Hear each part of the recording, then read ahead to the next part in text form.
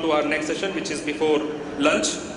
Our session is on leveraging technology for building smart cities, which will be chaired by Dr. R. Meenakshi Sundaram, Vice Chairman, Mussoorie Dehradun Development Authority. I would like to request sir to come on the dais. Mr. Nitin Bhadoria, Municipal Commissioner, Dehradun Municipal Corporation. Mr. Prem Narayan, Director, Railway Stores, Ministry of Railways, Government of India. Mr. Rajan S. Matthews, Director General, Cellular Operators Association of India. Mr. Tilak Rajdua, Senior Director, Tower and Infrastructure Providers Association. And Mr. Krishna Prasad, Senior Sales Director, Asia Pacific and Japan from Cisco Systems Incorporation, who will be giving his presentation. Giving us this opportunity to talk about smart cities. So I know there is a lot of interest on this subject and there is a lot of interpretation in terms of what makes a city smart. And this is still an evolving story, so we haven't heard the last of it yet. But we'll share some experiences about what Cisco is doing globally and also in India in terms of evolving these cities to be smart, both greenfield and brownfield cities. But it's very relevant for India. If you look at India as a country today, we have massive challenges, right? You have a shortage of around 600,000 doctors in the country. You have more than 1 million nurses which are required in the country. More than 1.2 million teachers are required for primary and secondary education. 40% of energy in buildings is wasted because there is no integration, building automating systems and IT systems. Right? $10 billion loss because of traffic congestion and vehicles stuck in traffic, right? So I can go on and on, but I'm not going to read that entire slide.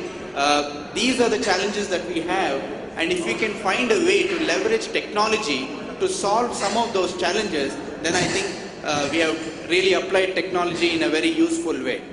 So the other thing to be mindful about when we talk about smart cities is that the pace of technology is accelerating at a phenomenal pace, right? So it is changing business models. It is making businesses go out of their comfort zones very fast. And just to give you some examples of that is global names like this, which I'm sure you have used at some point in time in the last year or so. And just to take one example in that, which is Uber as a taxi service. It's a company which is a technology company, but it does not own even a single taxi cab, right? And it's growing at about 40% month on month in India itself.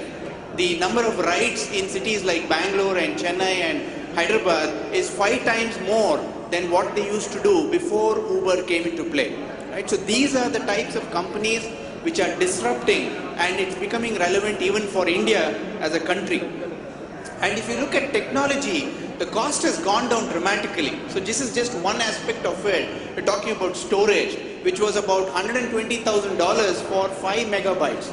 5 megabytes is so small today that my presentation, which you're seeing here, is about 60 megabytes, right? So you can imagine the size that would be required and the cost to store this presentation about 40-50 years ago. And today you can get 128 gigabytes for less than $100. Right? So the cost of technology is going down, not only for storage but also for computing power and network bandwidth. So network bandwidth is also going down, but it will take some more time to really come down to the level of storage and computing power, which is almost free today. You can actually do it on the cloud. An interesting point that I always look at, especially when we present in these kind of sessions, is just to ask a question: how many people are actually moving into cities every day? If you just take a guess about that, you would understand the impact of urbanization that is actually affecting cities across the world, right? So just a wild guess for this would be what? 200,000, 300,000, 1 million, right? Every day, the number of people moving from rural areas, semi-rural areas to cities in order looking for a livelihood, looking for a better quality of life, right? So the answer is somewhere around 180 to 200,000 people moving into cities every day. That's almost the equivalent of creating one London every day that is required to house these people. And also you need, in India itself, 590 million people will live in cities by the year 2030, which is almost 1/3 of the population of the country, right? So this is going to put huge stress on urban infrastructure. And that is the question where Cisco basically asked ourselves to see how can we actually apply technology to solve related to waste management, power transmission, water transmission, traffic management, security, etc. Right? So these are the challenges that we solve for cities, and essentially that's what Cisco did about 6 years ago. So this is something that we started 6 years ago, because everybody knows Cisco as a routing and switching company, right? If you want to buy a router or a switch, you go to Cisco.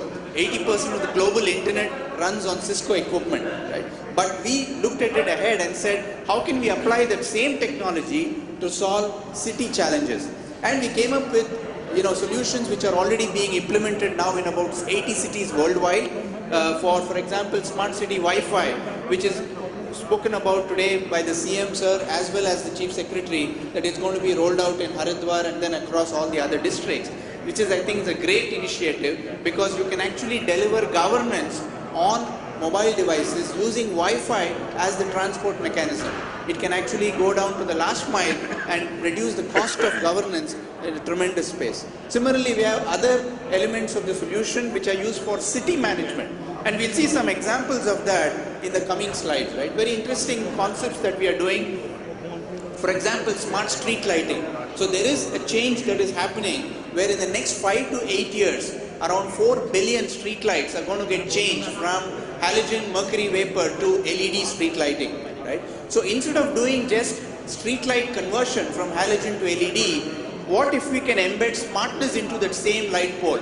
So what you see as a light pole over there, if you have a smart node that is sitting behind that light luminaire, you can actually do much more than just do smart street lighting. Right? So this is what Cisco is doing. We have already done this in Bangalore. We are doing this in Hyderabad. We are executing the first pilot in Jaipur and other cities in India. And of course, as I said, around 80 projects worldwide. And the beauty of this is that it has an integrated camera with the same sensor, which can actually do a lot of other use cases. That once you do smart lighting, how about traffic? I'm sure this picture is very common to all of us, right? On an average, just as an example, in Bangalore, an average person spends about 4 years of his life stuck in traffic. Okay, so how can we actually help use technology to solve this problem of traffic congestion? So we use the same thing which Cisco has developed, which is called a smart parking solution, which basically tracks the movement of vehicles. It tracks the available parking spots in a city, and it provides that information to a user on his handheld device. So you have a handphone, you have any kind of smartphone, it gives you a map of all the available spaces in that particular area where you are driving. Because of GPS, you are able to know that. And it also tracks the available parking slots that you see there, that when vehicles come into park, it actually tracks that location. Similarly for surveillance, using the same camera on the street light pole, you are able to track the vehicles at a roundabout, at a traffic junction. And today the software analytics is so advanced that you can actually enter coordinates in terms of type of vehicle, color of vehicle, potential time of day when the vehicle was spotted, and it gives you an audit trail of where did that vehicle go in the last 7 days. So it actually helps security agencies do their analysis much more efficiently. One of the interesting projects we have deployed in Bangalore is the Smart FIR Registration Center. It's actually a small cubicle like what you see on the right side, where this cubicle is placed in a mall, in the airport, in the railway station. Anybody who wants to register an FIR just walks into the cubicle, talks to a police officer, and within 20 minutes he has an FIR acknowledgement copy. Because there's a big challenge today in India, at least we have seen, that police stations refuse to register complaints, especially if it's related to women and child and other kind of issues. There's a lot of intimidation, a mental block in terms of people going to police stations. So the police chief in Bangalore decided that he's going to take the police station closer to the citizen so that they can register complaints wherever they are.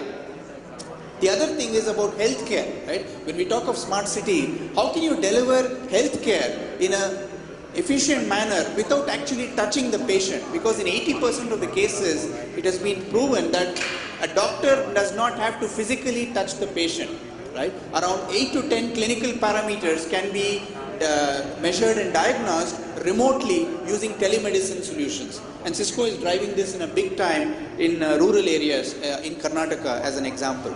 The other aspect is waste management, right? And this is something we have done in Bangalore as an example, as a showcase, where we have actually embedded sensors in the waste bins. So these sensors actually monitor the level of waste inside the bin, and when it reaches a certain threshold level, it basically sends a message back to the sanitation department to come and pick up the waste. Rather than going to the bin when it is only about 25% full, the truck goes to the bin only when it reaches a certain level of fullness, right? So this actually helps reduce, fuel consumption for the trucks, also the time that is wasted in terms of going outside. Biggest challenge we have is water. In Bangalore, almost 30% of water that is pumped into the city is lost because of leakages and theft, right? So what we have done is we have embedded sensors in the primary and secondary transmission pipes, and that connects back to the Wi-Fi network, and it actually tells where there is a potential leakage, where there is a potential theft, and therefore somebody can go and check that out, right? So this is something that is also very useful for cities. So bottom line message, I'm actually towards the last slide, is it is imperative today that for every city, country, community to go digital, right? Otherwise the city is going to be left behind, because the competition today is between cities, it is not between countries, right? Where does the investment go? Where do people want to live, where there is a decent quality of life? And that is going to be decided by how well the city manages its infrastructure and provides a good quality of life. So therefore, going digital is critical, and this will actually help increase jobs, reduce energy consumption, reduce water consumption, reduce crime rates in cities because of better surveillance, and reduce traffic congestion. Right? So therefore, the Internet of Everything is here. Cisco is driving this in a big way, and we are really looking forward to this Smart Cities program in India, and hopefully we can do the Haridwar Wi-Fi as a first project and scale this across the entire